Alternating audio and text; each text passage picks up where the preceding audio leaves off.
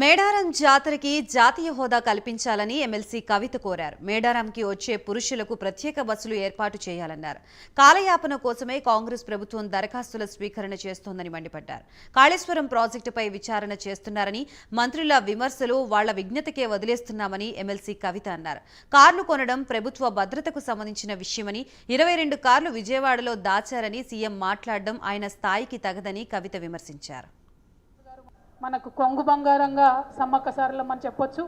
మరి అటువంటి జాతర దక్షిణాది కుంభమేళా అంటాం మనం. అటువంటి జాతరకు నేషనల్ స్టేటస్ ఇవ్వాలని మనం ఎప్పటి నుండో డిమాండ్ చేస్తూ ఉన్నాం. దాదాపుగా ఒక 10 సంవత్సరాల నుంచి తెలంగాణ ప్రత్యేక రాష్ట్రమైన తర్వాత అనేక సార్లు బీఆర్ఎస్ పార్టీ నుంచి ఎంపీలు కావచ్చు, గౌరవ ముఖ్యమంత్రి వర్యులు కావచ్చు, మన అక్క సత్యవతి రాథోడ్ గారు మంత్రివర్యులుగా ఉన్నప్పుడు తను కావచ్చు, 50 మందిని కూడా అనేక మార్లు కేంద్ర ప్రభుత్వానికి గుర్తు చేయడం జరిగింది. ఇవాళ మూకుమ్మడిగా వరంగల్ ప్రజలందరం కూడా డిమాండ్ చేయవలసినటువంటి అవసరం మనకున్నది. ఇప్పటికే మనకు పాకాల దగ్గర రామప్ప టెంపుల్కి యునెస్కో స్టేటస్ వచ్చి మన జిల్లా పేరు ప్రపంచవ్యాప్తంగా ఒక గౌరవప్రదమైనటువంటి స్థానంలో ఉన్నది.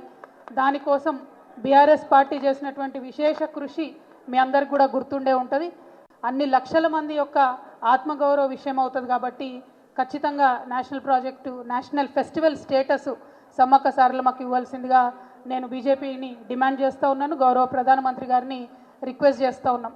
అదేవిధంగా మరి గుర్తించినారు సమ్మక్క సారలమ్మ జాతరను కాబట్టి ట్రైబల్ యూనివర్సిటీకి పార్లమెంట్లో బిల్ పాస్ చేసేటప్పుడు కూడా బీఆర్ఎస్ పార్టీ ప్రపోజ్ చేసిన విధంగానే సమ్మక్క సారలమ్మ పేరుతో ట్రైబల్ యూనివర్సిటీ బిల్ పాస్ అవ్వడం మనందరం సంతోషించదగ్గ విషయం.